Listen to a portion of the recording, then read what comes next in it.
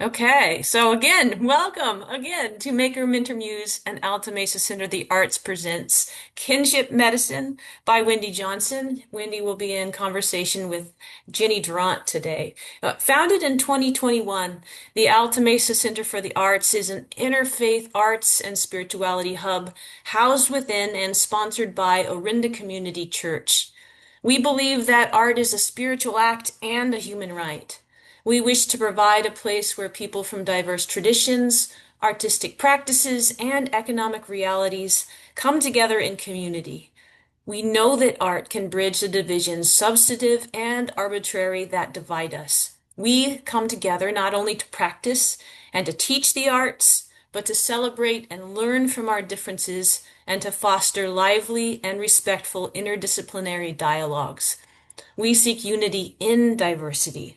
So, wherever you are on your artistic and spiritual journey, whoever you are welcome here.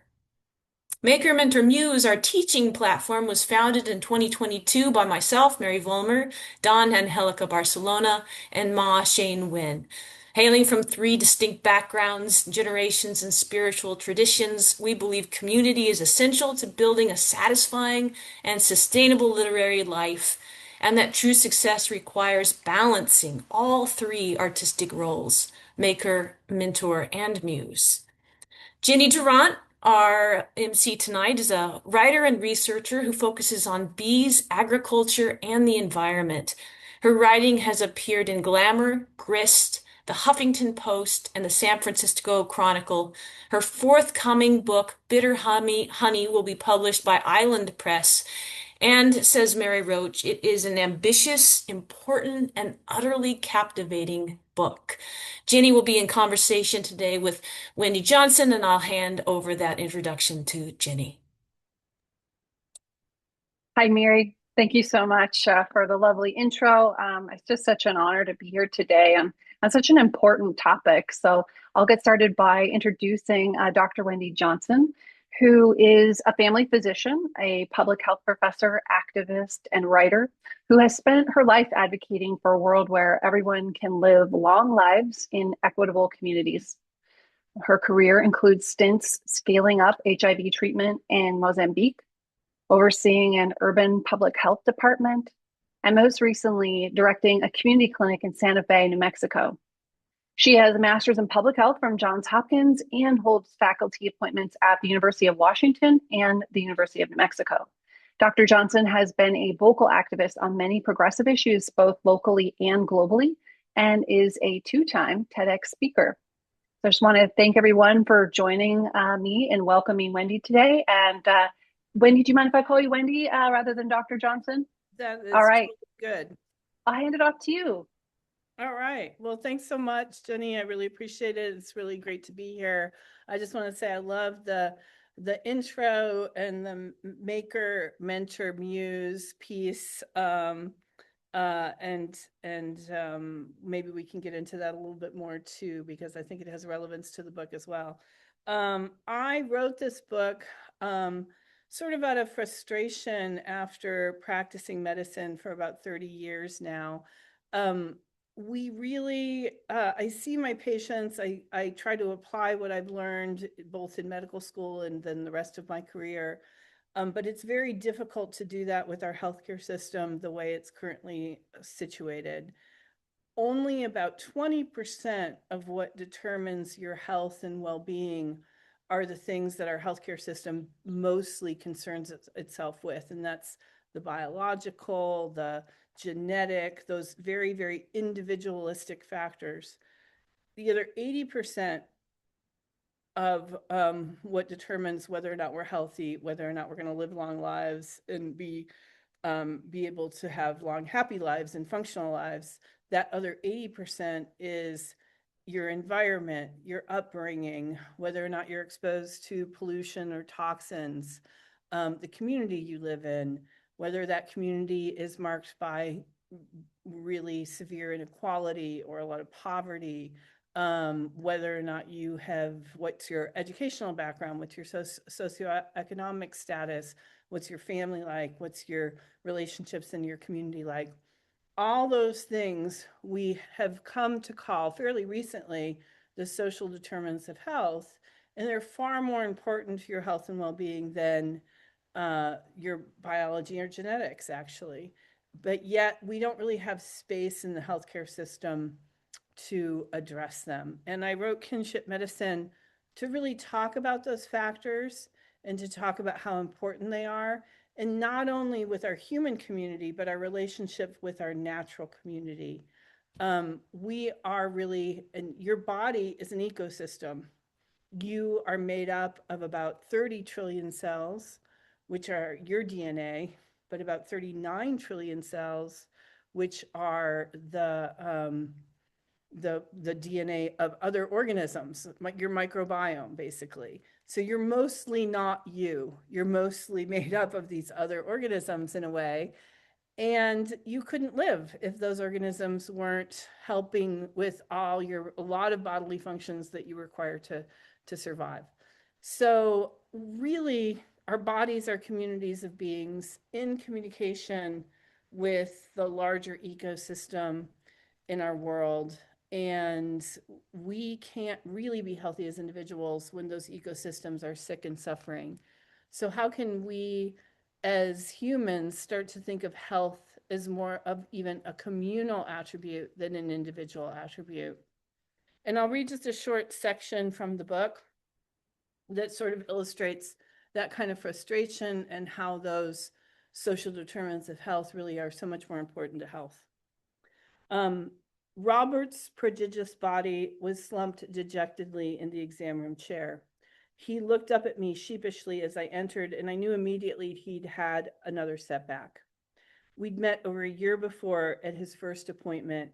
He was in his late 30s, working as the manager of a local fast food restaurant that didn't provide health insurance.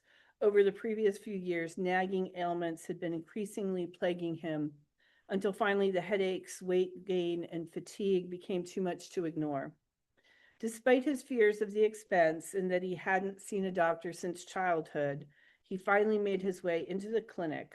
On that first visit, we diagnosed uncontrolled diabetes, dangerously high cholesterol, high blood pressure. While this might have been devastating news for some, Robert took it as a challenge and changed everything about his lifestyle. He stopped smoking, improved his diet, started exercising. He took all his medications every day. During those first few months, we celebrated his successes together, and I thought he dodged the bullet. But then life intervened. Over the next 6 months, his wife left. He became a single parent, raising 2 teenage daughters. He lost his job, and then one of his daughters became addicted to heroin. The stress was too much. He gained back the 20 pounds he had lost, plus 10 more, started smoking, and his blood pressure and blood sugar shot up again. As a family medicine doctor, I can empathize with Sisyphus. We have similarly impossible tasks. When I'm alone with a patient in the exam room, I might feel like we push the boulder almost to the top of the hill. We go through their medications and make sure they understand the correct timing and dosages. We talk about their goals for diet and exercise. We discuss strategies to quit or cut down on harmful habits like smoking or drinking. We think together about how to address stress or depression in their life. I make sure they are up to date on all their immunizations and other preventive services like mammograms or the dreaded colonoscopy.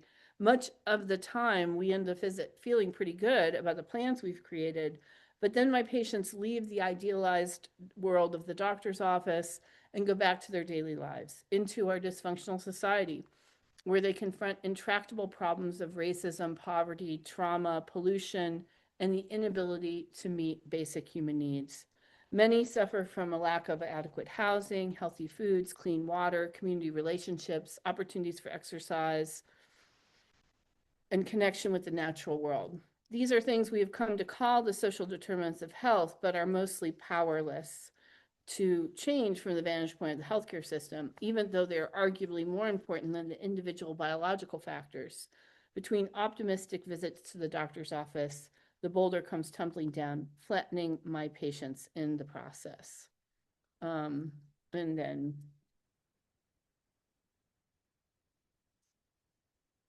our healthcare system is woefully unprepared to address maladies that come from the conditions of our lives.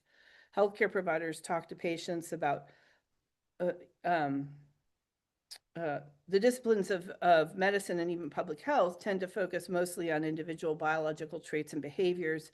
Healthcare providers talk to patients about eating a better diet, exercising more, and quitting bad habits like smoking, drinking, and drug use. In some cases, we even have pills or shots to help people treat unhealthy behaviors, like those to help people stop smoking, curb appetites, or treat dependence on opioids. But for most patients, these fixes are nothing but temporary fingers in the dam, short-term band-aids that don't address root causes. As I see my patients, I think about how much easier my job would be if we all lived in homes that were safe and free from contamination, and places where community and family relationships were fostered and encouraged, where the natural world was integrated into daily lives. After a long day in the clinic, pushing the boulder up the hill with my patients, I take one last look at my electronic medical record inbox. The requests have been piling up throughout the day, and I try to triage and respond to the most urgent ones that can't wait until tomorrow. Even so, I find myself staying an hour or two after clinic most days and still carrying my patients' worries with me as I get into my car and drive the 15 miles back to my home in a tight-knit rural community on the outskirts of Santa Fe. I wonder about patients like Robert and what his life may have been like if he had not deferred seeking health care for so long because of the cost. If he had assurance of a job or basic income, safe housing, and access to mental health care. I turn off the highway onto a winding country road lined with wildflowers in late summer. The arroyos, mountains, and spectacular Santa Fe sunsets form a soothing backdrop. As I drive deeper into the countryside, I feel a visceral change. The stress of the day melts away. I recognize how privileged I am to have this refuge, a place where the natural world's a constant presence, where I know all my neighbors, and a sense of community is pervasive. I wonder how I might do this journey in reverse and bring nature and community back into the lives of my patients and our whole society. And that's it. Thank you so much, Wendy. That was lovely, and actually dovetailed very well into my first question. In your book, you use the concept of terroir in a interesting way, which is the way that wine and food can take on the qualities of the land and the community in which it's grown. But instead, you use it to describe how communities shape our health. I really loved that metaphor. And I was wondering if you could talk a little bit about your community in Santa Fe, both human and non human, and how it inspired and shaped this book. Sure. I have a very special, in New Mexico, we have a very special tradition going back to the 1700s when Spanish settlers arrived here. And they were mostly wanting to start, doing agriculture and very dry desert Southwest. They created a system of irrigation channels. They're called acequias, and they still exist today. And my village that I live in called Chupadero, although it's become, fairly gentrified in some ways, there are still a lot of families that can trace their origins back in that village, generations that still live there. And and we still have the acequia. So we are an acequia community, and I am a parciante in that I have rights and responsibilities. I have the right to draw water out of the irrigation ditch to water my orchard and my vegetable garden, but I also have the responsibility to help with upkeep. So twice a year, we get together, all the neighbors, rich and poor, and we work on the ditch, and we dig out the gopher holes, and we cut the wild roses, and we pull the weeds out that might become a blockage. And in that process of caretaking our common resource, we build relationships. We get to know each other. We share stories. We share hardships. We talk about one of my neighbors whose wife had a stroke and how we can support them. I learned the story of another neighbor whose daughter died in a car accident coming back home one day. And I know now the story of the little, we call them descansos, which are the roadside shrines you see, which are legally protected in New Mexico. And I've seen this shrine as I drive past it going home every day, and it changes with every season. And now I know the story behind it. And so it's so much more meaningful to me. Many of my neighbors might have different political views than I do. It's not something we talk about when we're doing the acequia. We connect on a deeper level in a way. And so we get past that polarization that's so common in our society. And especially happens when so many of our interactions happen not face to face over the internet, you know. So my community is very special in that way, but it used to be very common that almost all communities had these communal responsibilities or communal projects that they did. And now it's exceedingly rare. But I think it's something that really provides a kind of glue that keeps the community together. And of course, we're also outside in the natural world. We're all, although we're not dependent on this ditch system like our ancestors or the people who first made it were, you know, if we have a bad drought year and we don't get water in the acequia, none of us are going to drown or are going to starve rather, or not be able to grow crops or eat. But that was true when these were first created. So it was a life or death. But even so, you know, we really value our irrigation system, our acequia system, and, you know, we really connect, and our community is much more cohesive because of it, and connected to the natural world as well, and the rhythms of the natural world, I would say. No, that's beautiful. It reminds me a lot of throughout the book you were talking about the importance of you were talking about stories and centering stories about indigenous communities, from where you're at and from around the world, and it reminded me of that idea that there's a sense of responsibility to the land rather than a sense of rights, to extract from the land, which is a different worldview. I was curious if you could talk a little bit about why it was important to you to center the histories and cultures of the indigenous communities and in your region, and why that's important when we're thinking about health, the health of ourselves and the planet. Yeah, well, for one thing, if you go back far enough, all of us are indigenous to somewhere, right? And it does, we don't have to go back that many generations to find our ancestors living very close to the land in communities like I'm describing, but even more connected to the land and to, you know, really having this reciprocal relationship. For me, I'm very lucky because my grandparents immigrated from Italy, from my grandmother from the Alps in northern Italy. And I knew my grandmother. She died when I was in my late teens, early 20s. And I was able, my grandmother, when she came to the United States, you know, she made dandelion salads out of the dandelions growing in her front yard. She always had a garden, even though they lived in Buffalo, New York. And actually, they had a little farm, which now the place where they had a little farm is a car dealership. So, and my mother grew up on this little, you know, my dad was, where my grandfather was a steel worker, but they had, you know, they had a garden, they had pigs, they had goats. So in this little plot of land in Buffalo, New York. So I'm connected to that. And that's very, very, I'm very lucky about that. And many of us aren't, right? Many of us didn't hear from our grandmother's mouths those stories, or maybe it's back a few generations.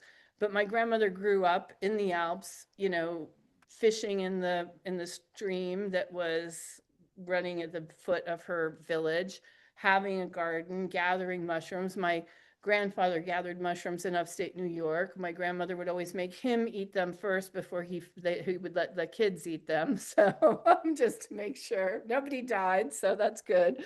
But so I was very lucky to have grandparents that I knew that carried those traditions after they immigrated. But so many of us have had our ties to those ancestors severed by colonization, by genocide, by slavery, by so many, you know, traumatic experiences. It's very rare that we are able to access those traditions and really be in touch with them.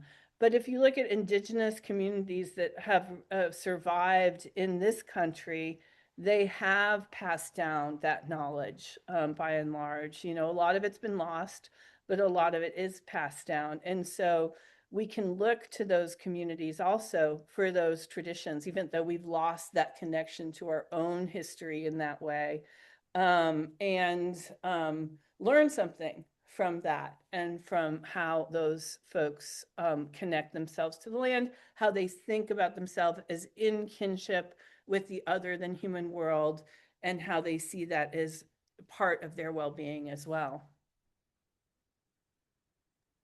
That's lovely.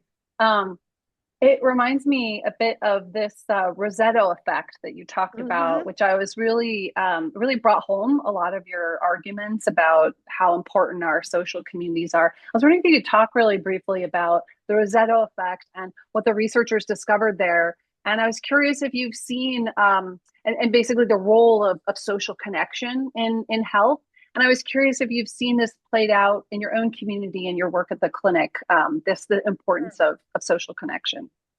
Yeah, the Rossetto effect is from like the 1950s, 1960s. There was a town called, I mean, this town still exists, but there was a town called Rossetto. And from the early part of the 1900s, that town was settled almost exclusively by Italian immigrants from one specific town, I think maybe in Naples.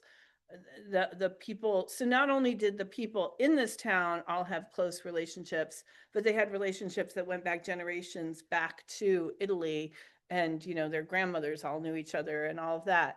So they were very tight knit. And although it was a place where people had dangerous factory jobs and people had smoked and drank pretty much at the same rates as people in other towns, one of the doctors that were treating the patients in this town noted that it seemed like for almost a decade, nobody in his practice had had a heart attack or heart problems.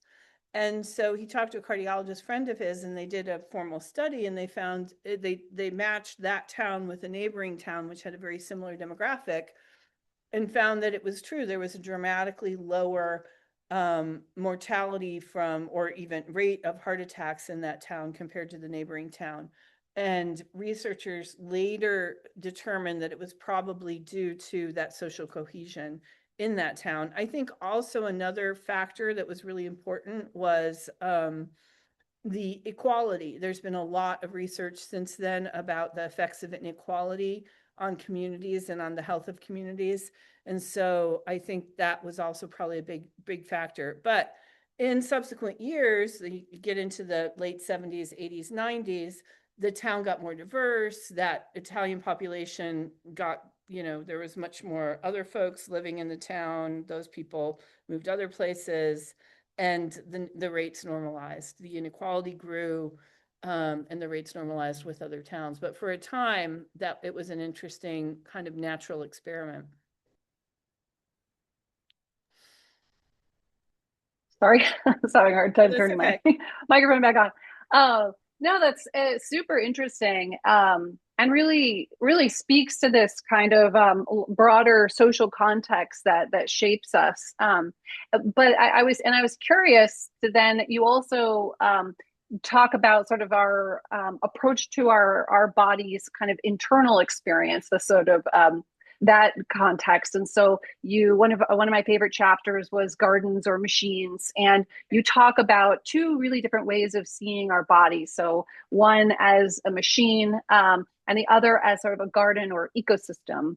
And Yeah. I was curious if you could talk about these two different worldviews and the consequences of seeing or understanding our bodies in these two different ways. And I was also curious if there was like a patient or something that crystallized the importance of this garden paradigm for you, or you know how that evolved for you. Yeah, I mean, I think I've been influenced, to answer the second part first, and then I'll explain. I've been influenced by a lot of other thinkers, and certainly by indigenous thinking too, which I think has much more of this idea. But if you look back at so I'm not sure exactly where and the other thing I'll say is that writing a book is a process of discovery. So sometimes you don't, I mean, you probably experienced this yourself, but you set out to write one book. The book you write is almost always going to be significantly different than the book that you imagined when you set out to write it. And And one reason for that is that writing is a way to both know yourself more deeply and know your subject more deeply. I mean, certainly through the research and that piece, but reading other writers, getting influenced by them. You know, I have a massively big bookcase in my house that, you know, or all the books that sort of influence this book. And so some of them are in the, you know, bibliography and in the footnotes, but a lot of them, you know, it's not necessarily that I footnoted a specific thing, but it's just the thinking really influenced my thinking. And so it's a really lovely, interesting process. My first book I've written. And so you really kind of just grow into the ideas. So, okay, remind me the story again. We're talking about gardens and machines, right? Okay, so You got it. Descartes and Francis Bacon had, I mean, we go back like to the 1600s. This idea is, you know, like 400 years old, and we're still using it, even though there's been a lot of scientific advancements that show it's probably not the right frame. The frame of thinking our bodies as machines has been helpful for a lot of technological advances in Western medicine, but it's also held us back a lot, I think, and it's especially holding us back now. And the science really supports a different way of looking at things. The other problem with Descartes' view of body as machine, he said, he sort of thought humans and our bodies are no different than animals in that our bodies are machines and animals are machines as well. But the difference between humans and animals is that humans have a soul, humans have a mind, and animals don't. So this justified cruelty to animals, eating, you know, whatever you wanted to do to animals. They didn't feel pain was also a thinking. They didn't have emotion. They didn't feel pain. We know those things are totally not true now, right? But some of these old ideas kind of hold on to create a culture where it's very anthropocentric. We're very human-centered in our culture, and we think of ourselves as the top of the pyramid. And maybe, you know, I don't think of ourselves as top of the pyramid. You don't, people who would sign on and listen to this talk. But our whole culture sort of encourages us to act in that way, or not even encourages, but sort of predetermines that we act in that way, even if we don't want to, right? And so it's really hard to shift it. We all have to really work on shifting it.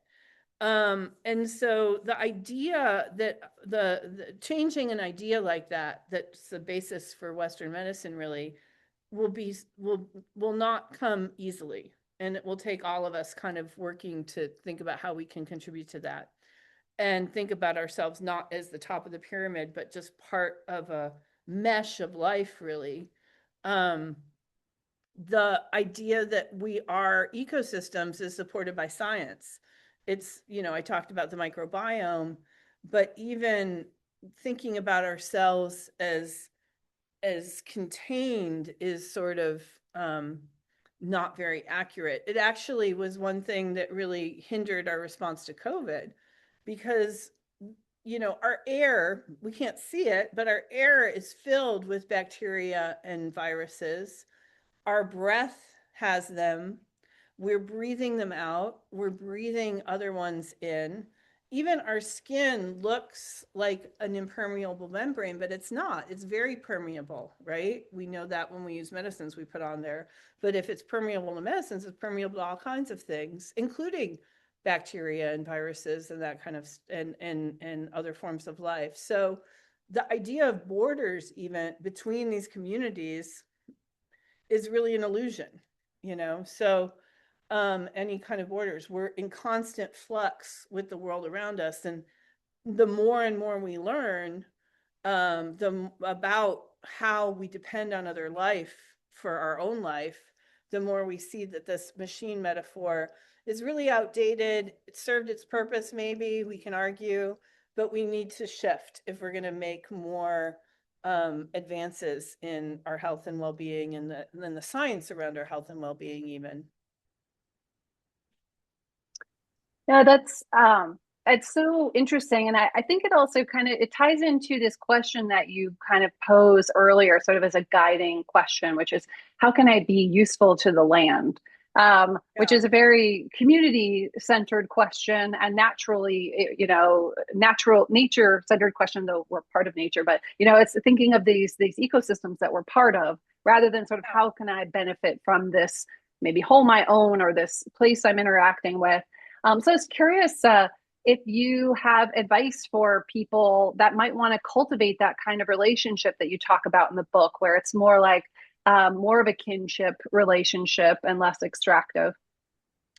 Well, I think the first piece is just noticing. It's this mindfulness piece, right? It's Gil Scott Heron has that great song poem, "The Revolution Will Not Be Televised."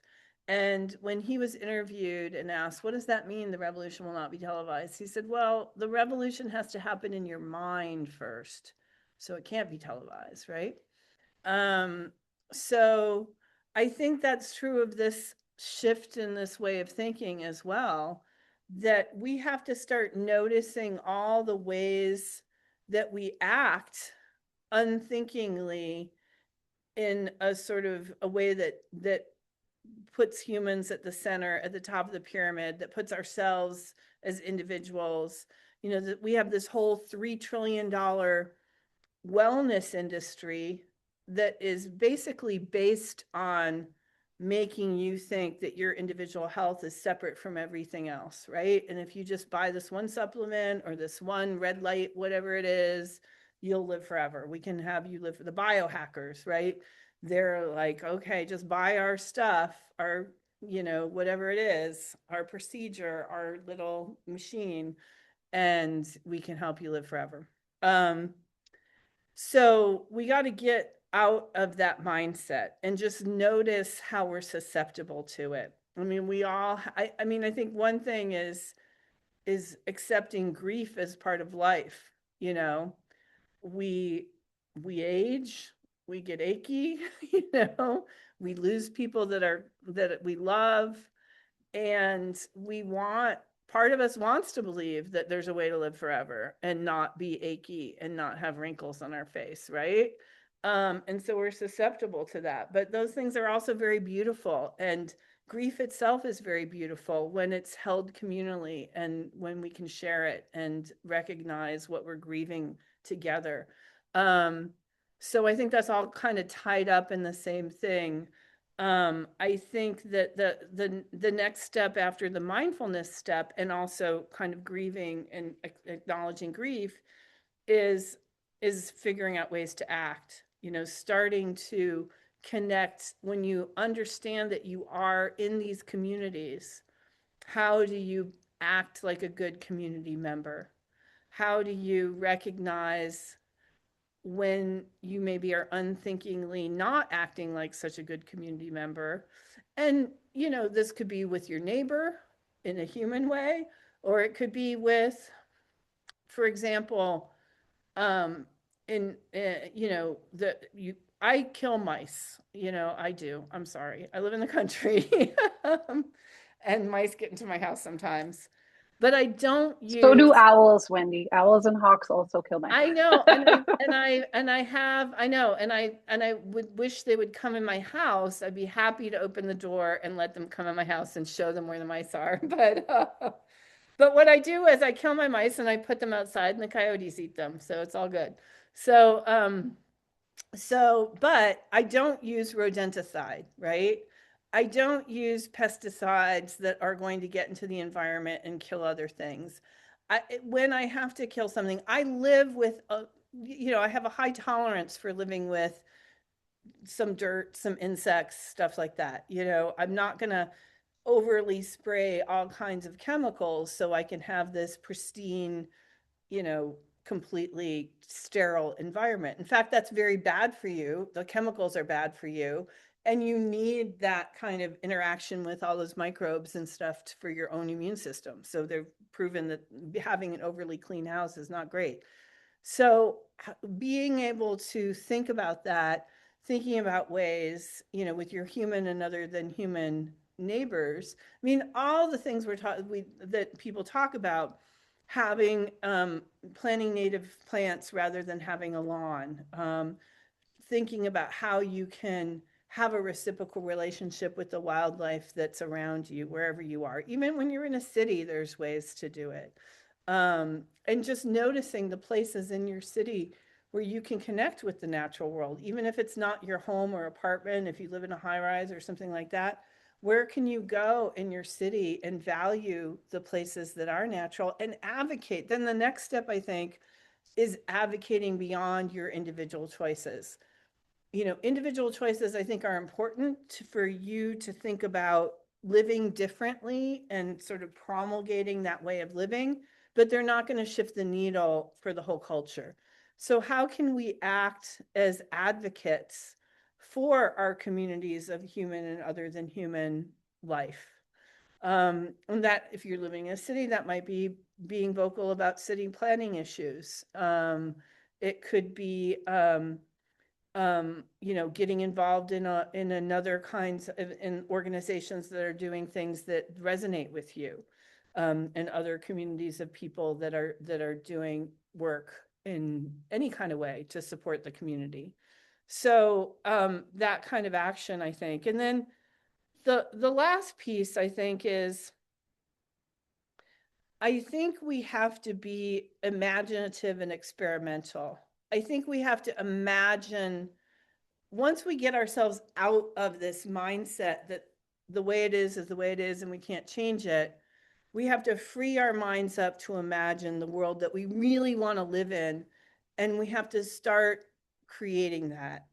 I don't think I'm going to live to see it, but there's the old adage, the best time to plant a tree is 20 years ago, and the second best time to plant a tree is today.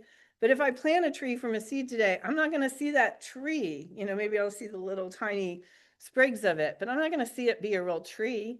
I don't have that many years left. So, but that's okay. Other people will enjoy the trees. Again, just idea of 7 generations, thinking about my actions and how they reverberate for 7 generations. So I think we have to think about creating these experiments with new ways of living in community with our human and other than human world. There's a New Mexico writer named William Du Bois, and I stole the idea from him with his blessing of this idea of building arcs. And I'll just read you if I can find it. Okay, I'm going to read Bill's words because I think it's kind of the last step I think we need to do. We know things will get worse before they get better. The momentum of climate change guarantees it, to say nothing of the assured increase of human population by several billions more. Such prospects behoove us to become latter-day Noahs. We need to build arcs, vehicles to carry the beauty and diversity of Earth's present creation across the inhospitable seas that lie ahead. The imperative is to launch as many arcs as possible. Some will sink, some will be blown off course. Not all the rest will get through with their cargoes intact, but a hopeful spirit committed to intrinsic good and with faith in surprise compels us to make the effort. We cannot know the outcome. If we prepare not for the worst, but for the best, some of our arcs will complete their voyage to better days. The more we build, the more we'll make it. So that's my recipe. I hope it's good. It's the only way I think we can survive these dark times. So I love that. No, it's a beautiful kind of message of hope and sort of the need for hope to propel us, forward in dark times. A lot of what we've been talking about today, offers a kind of a spiritual approach, to health and healing ourselves and the planet. And I was curious if you see healthcare as a kind of spiritual practice, and or could it be? And how can traditional medicine practitioners, bring this ethos that you're talking about into their work?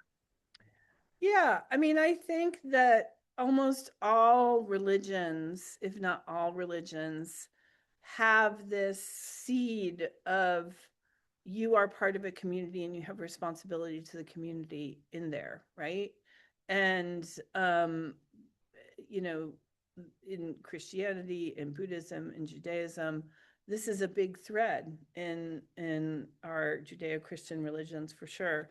And so I think that it's, you know, it, many healthcare providers are spiritual. I think acknowledging that spiritual embodiment of not only human beings but all life is something that drives a lot of us to go into healthcare, and see that life is sacred. I mean, for many, maybe it's just applied to humans, but I think if we can expand our idea of life being sacred, and the job of a healthcare professional is honoring that.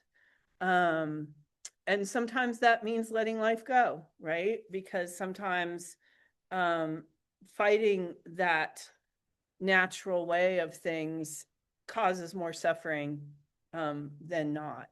So I think being guided by those spiritual tenets helps us be better healthcare professionals for sure. Yeah. One last question before I open it up. It's a lovely response.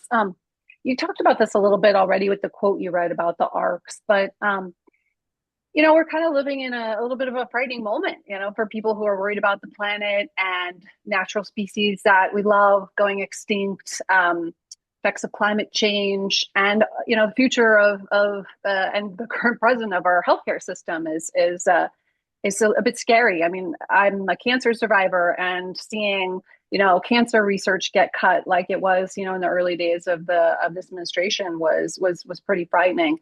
And so I was wondering, and yet you end this book on a really hopeful forward note, including this story about the arcs. And so I was just wondering if you could talk a little bit about what helps you stay hopeful. Are there any particular movements or communities that are giving you a sense of possibility?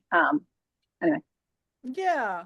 I mean, I talk about a lot of these in the book. Also, I go to visit Ikaria, which is one of these blue zones in Greece. I think there are a lot of communities that are practicing this.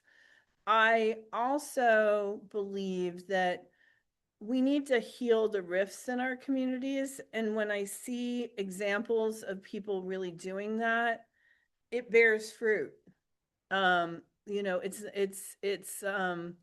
It's a really useful exercise to reach out to your neighbors, to be involved in communal things.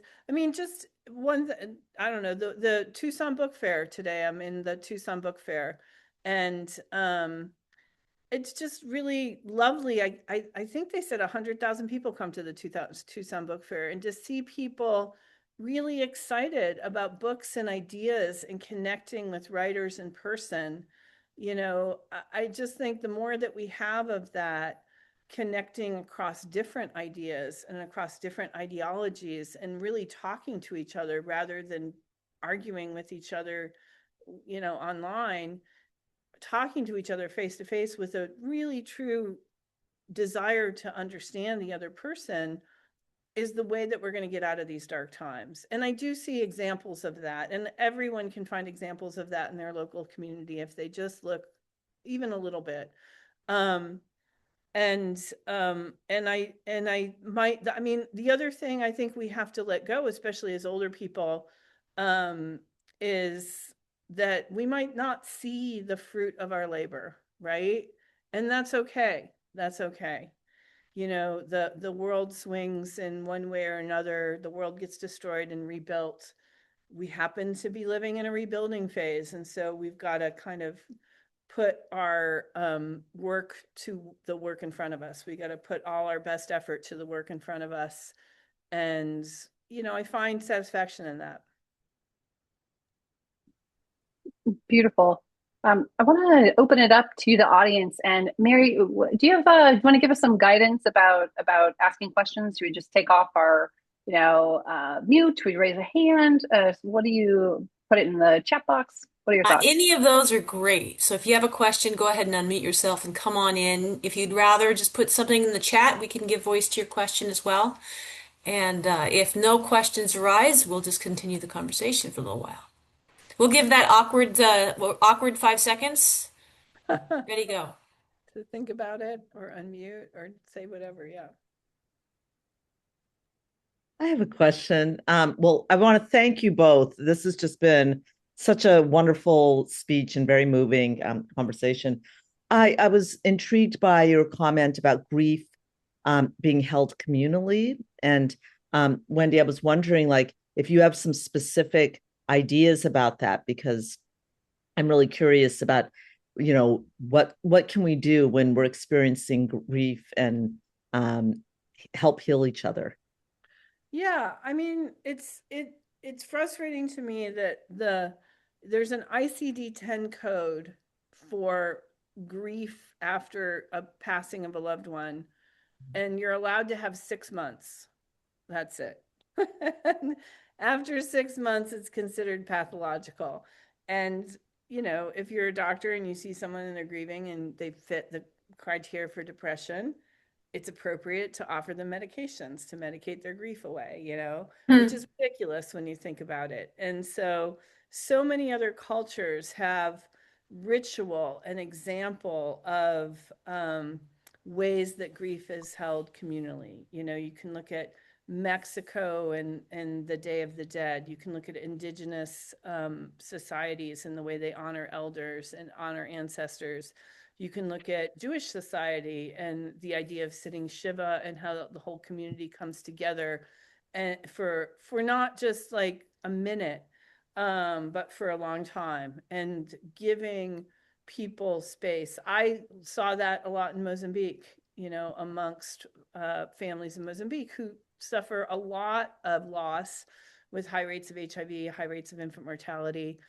And I really think the ability to grieve communally and to hold close those members of the community that are grieving and to carry their grief as a community helps care. It distributes the burden. So the person who's grieving doesn't feel that they're kind of an anomaly, kind of a pariah, as we sometimes make people feel, maybe unknowingly, in our mostly European Western culture.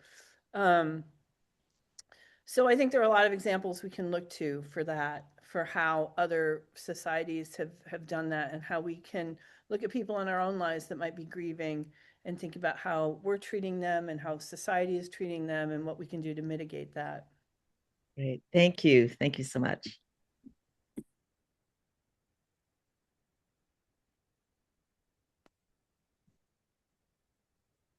I had a question about that the imagination. Like it seems to me that Ursula Le Guin talks a lot about this, that the divine right of kings. She talks about capitalism. That I'll try to find the quote quickly, but Yeah, do you think basically, the I brought models that that we quote. need? Yeah, it's Do basically, if you think capitalism is inevitable, but I might be paraphrasing, but we all think capitalism is inevitable, but so did people long ago think the divine right of kings was inevitable, and we see what happened to that. Yeah. I mean, I go back to that a lot, because it seems our blindness is a symptom of not even our ability to see clearly the past, because if we could, we would see other ways forward that the past has left open to us. So it Right. seems to be there's a combination of imagination and learning to see through other lenses and other ways so that the imagination can flourish in ways that it hadn't before. That's when I Right. was reading your book, I was struck again and again by the ways I had been blind to different ways of living with the land. Yeah.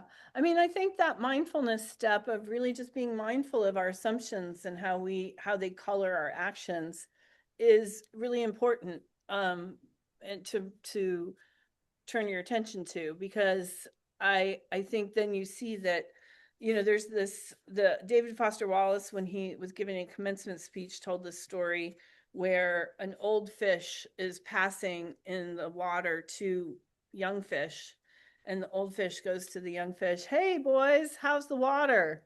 And they look at each other and they look at him, "Okay." And then they swim past, and the one young fish goes to the other young fish, "What's water?" And so I think that's the way we I are love with like that. our current economic model, our current way society is organized. We don't even Yeah, think about it. We're swimming in the water. We don't think we can change it. right. It just is. And a lot of people in power want us to feel that way. They win when we feel that way, right? And so I think oh, thanks, Mary. Put the quote from Ursula Le Guin in there. So um, I'm going to read one more quote by Claudia Pincola Estes. "It feels futile, okay, but we never know what's going to be the thing that's going to cause the house of cards to fall. We never know which the other book I like a lot is was my favorite book growing up was A Wrinkle in Time, Mm, and the idea of the star people like throwing themselves into the darkness, and it looks futile, but at some point something's going to give. And Clarissa Pinkola Estes says, "It's not given to us to know which acts or by whom will cause the critical mass to tip towards an enduring good.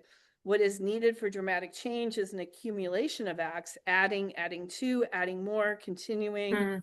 We know it does not take everyone on earth to bring justice and peace, but only a small determined group who will not give up during the first, second, or 100th gale." So that kind of persistence, and to have that kind of persistence and resilience, you need a community around you, right? To be supporting you. You can't be like the only person that feels like you're crazy. So Yeah. maybe I wrote this book so I wasn't the only person to feel like I'm crazy. So I could get other people on board. Well, we are grateful that you've written this book. I'm grateful to Jennie Durant for the wonderful way she had the questions she had were insightful and dove right into the spirit of the book itself. When we found this, we thought, yes, this is definitely a book we want to promote. We want everyone to read this and start these conversations in community. I'll go ahead and give that book link again in the notes here. And also would like to say coming up, we have on March 29th at 4 p.m. again, 50 Mothers, a virtual book launch and Q&A with Pratit. Ma, would you like to? Priti Vangani, and Thank you. it's her new collection of poetry, and we'll be in conversation. So, yep, there's a link. Thank you. There's Hope you can all join. there's a link there. And then I also, again, with Jenny's book is coming out in when, Jenny? When is that? May? May 26th. May 26th. You can pre-order. And of course, you can get Kinship Medicine anywhere you can get books. Arinda Books has copies. Go ahead and order from them if you're around. And pre-order Jenny's book because these are the kinds of conversations we need to spread. If we're going to shift the culture, it starts with words. It starts one phrase at a time. And again, going back to that Le Guin quote, we live in capitalism. Its power seems inescapable. So did the divine right of kings. Any human power can be resisted and changed by human beings. Resistance and change often begin in art, and very often in our art, the art of words. So we're grateful to both of these authors. Wendy, thank you. Jenny, thank you.